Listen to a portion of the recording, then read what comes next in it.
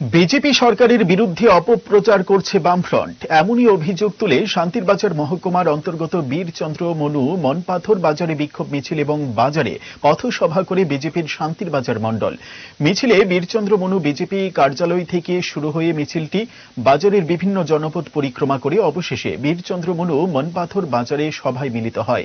উপস্থিত ছিলেন বিধায়ক প্রমোদ রিয়াং, দক্ষিণ জেলার কৃষক মোর্চার সভাপতি সত্যব্রত সাহা, শান্তিরবাজার বিজেপি মণ্ডল সভাপতি দেবাশিস ভৌমিক, সাধারণ সম্পাদক মম্বু মগ সহ অন্যান্যরা।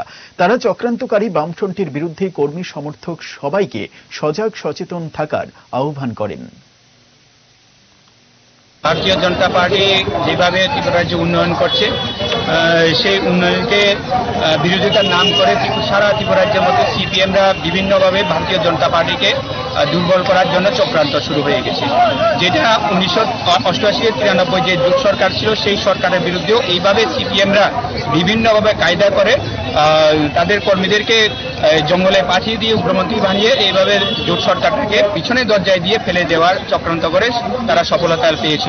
এবারও ঠিক সেইভাবে ভারতীয় জনতা পার্টির সরকার বিগত যে 5 বছর আমাদের সরকার গেছে, পরবর্তী আমাদের সরকার নতুন সরকার আবার এসছে, তারপরে থেকে বিভিন্নভাবে অপপ্রচার করতে শুরু করে দিচ্ছে।